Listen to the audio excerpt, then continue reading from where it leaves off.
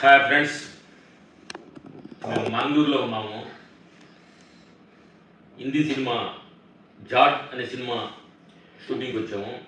Hero Sunny Deol, director Malineni Gopi, Mythri movies people's media కలిపి చేస్తున్నారు. ఆ సినిమా షూటింగ్కి వచ్చాము. 10 రోజులు అయింది.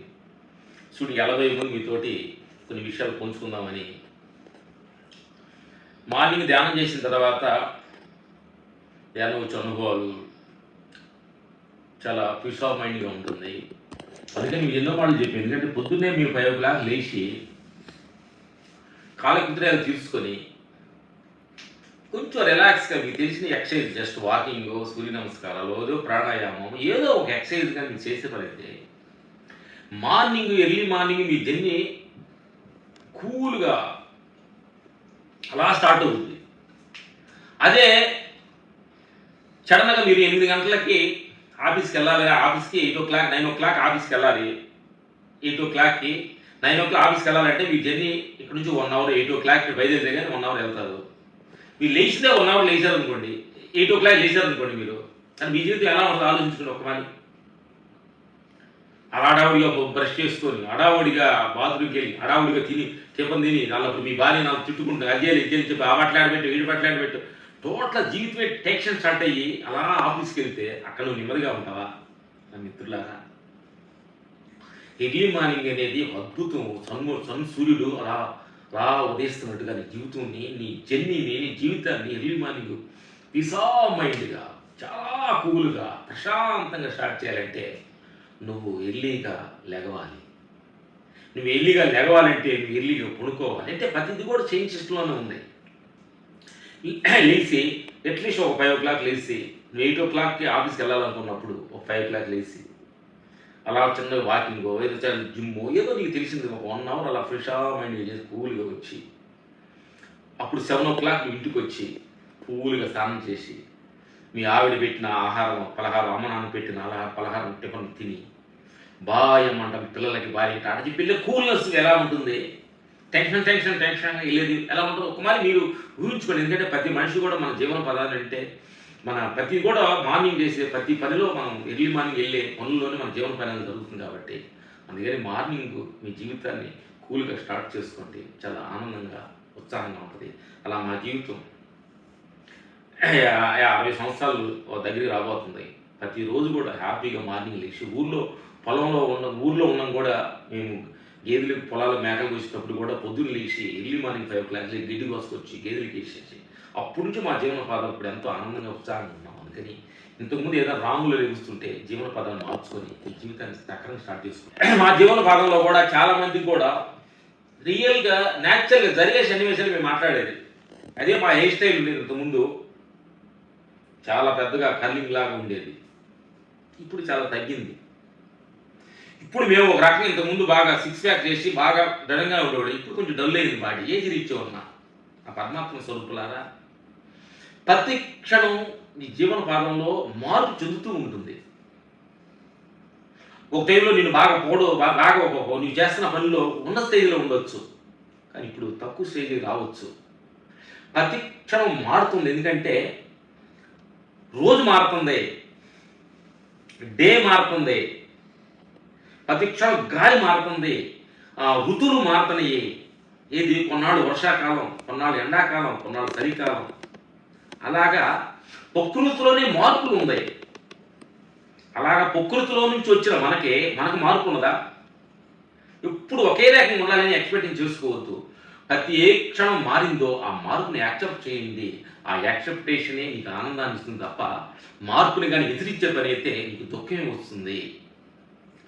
అలా మార్పుని యాక్సెప్ట్ చేసుకుంటూ నువ్వు ఒకప్పుడు ఆహారం బాగా తిని ఉంటావు, ఇప్పుడు తినలేకపోతున్నావు. ఈ మార్పుని యాక్సెప్ట్ చెయ్యి.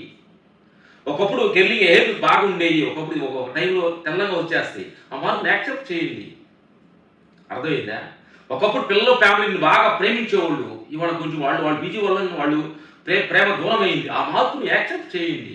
ఇట్లాగే నీ జీవితంలో ఎన్నో మార్పులు జరుగుతుంటాయి. ప్రతి దాన్ని నువ్వు మార్పుని యాక్సెప్ట్ చేస్తే లాస్ట్లో కూడా ఈ దేహాన్ని మార్చేటప్పుడు కూడా నువ్వు యాక్సెప్ట్ చేస్తావు.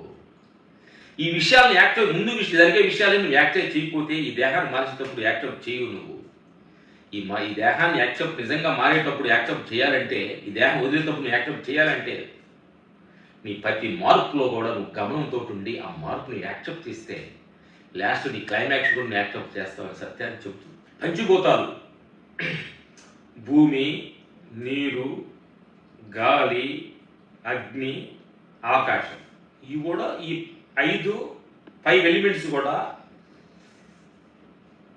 ఒక స్ట్రాంగ్గా ఉండి వాటిలోని తయారయ్యేది ఈ దేహం. దేహం మారుతుంది. దేహం ఈ దేహంలో ఒక శక్తి నడిపిస్తుంది. దేహాన్ని మనం చూడటానికి, మనం మాట్లాడటానికి, మనం చేయడానికి అన్నిటికీ ఒక శక్తి ఇట్లో వెనక ఆపరేటింగ్ జరుగుతుంది. అలాగే భూమిలో నుంచి వచ్చిన భూమిలోని ఆహార పంచభూతాలతో తయారయ్యే దేహానికి ఒక శక్తి నడిపిస్తుంది. అలాగే ఈ పంచభూతాలకు ఒక శక్తి ఉంది. ఈ పంచభూతాలకు అతీతమైన ఒక శక్తి ఉంది. మన దేహాన్ని ఎలా ఆపరేట్ చేస్తుందో ఈ శక్తి, అలాగే పంచభూతాలను ఆపరేట్ చేస్తున్న శక్తే, అదే శక్తి ఈ దేహంలో కూడా ఉంది. వీటన్నిటిలో మన దేహంలోకి వెళ్ళినప్పుడు, కళ్ళు మూసుకున్న శక్తిని ఉంచినప్పుడు ఎంత స్ట్రాంగ్గా ఉన్న పంచభూతాలని ఒక శక్తి ఏదో నడిపిస్తుంది. దానిలో నుంచి పుట్టిన ఈ ప్రపంచం, ఈ మానవ జీవరాశులన్నీ కూడా. అందుకని వీటన్నిటిలో మనం కానీ దేహం తత్వంగా మనం తెలుసుకుంటే అప్పుడు పంచభూతాల తత్వం తెలుసుకుంటావు. పంచభూతాల తత్వంగా నువ్వు తెలుసుకుంటే విశ్వతత్వం తెలుసుకుంటావు. అసలు ఈ సృష్టి రహస్యం ఏంటి, నడుపుతుంది ఏంటి, వాటికి ఎంత శక్తి ఉంది, ఆ శక్తి ఎప్పుడు మారంది, ఎప్పుడు దానికి మరణం లేనిది, దానికి ఎప్పుడు పుట్టుక లేనిది, దానికి అంతం లేనిది, స్టార్టింగు ఎండు లేనిదే ఆ శక్తి. ఆ శక్తికి ఆధారమైందే ఈ దేహం నడుపుతున్న శక్తి, పంచభూతం నడుపుతున్న శక్తి.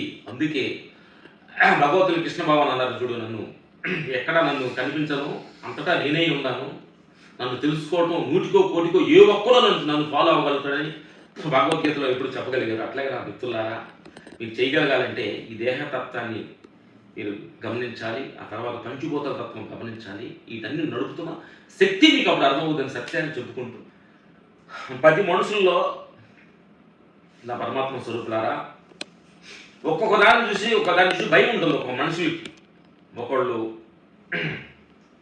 వాటర్ చూస్తే భయం, ఒకళ్ళకి నిప్పు చూస్తే భయం, ఒకళ్ళకి దెయ్యాలంటే భయం, ఒక్కొక్కడికి అట్లా మనుషులకి తెలియకుండా ఒకటి చీకటి పెడితే భయం, ఒక్కొక్కడికి ఒంటరిగా వెళ్ళాలంటే భయం. ఇట్లా తెలియకుండానే ప్రపంచంలో ఎంతోమంది, ప్రపంచంలో మనుషులందరికీ విధాన భయాలు ఉన్నాయి. కానీ కొంతమందికి వీళ్ళందరూ కలిపి ఒక పెద్ద భయం ఒకటి ఉంది.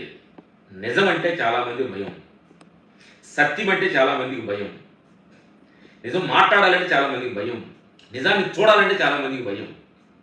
నా మిత్రులారా,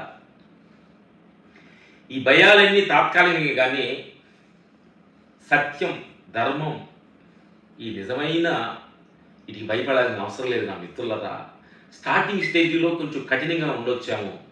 నీ తల్లిదండ్రులు నిజం చెప్పినప్పుడు నీకు బాధగా అనిపించొచ్చాము, నీ భార్య చెప్పినప్పుడు భర్తకి కొంచెం కష్టంగా ఉండొచ్చాము, భర్త చెప్పినప్పుడు భార్య కొంచెం కష్టంగా ఉండొచ్చు. కొన్ని సత్యాలు ఒక గురువు దగ్గరికి వెళ్ళినప్పుడు ఆ సత్యాలు చెప్పినప్పుడు కొంచెం స్టార్టింగ్ కష్టంగా ఉండొచ్చాము. వాటిని కొంచెం అలవాటు చేసుకుంటే ఆ ధర్మం, ఆ సత్యం, దానిలో కానీ నిజంగా మీరు వెళ్ళగలుగుతుంటే ఆ కిక్కే వేరేగా ఉంటుంది, ఆ కిక్కే ఆనందంగా ఉంటుంది. ఎందుకంటే నిజానికి అన్నీ షో చేయటాలు ఏమి ఉండదు.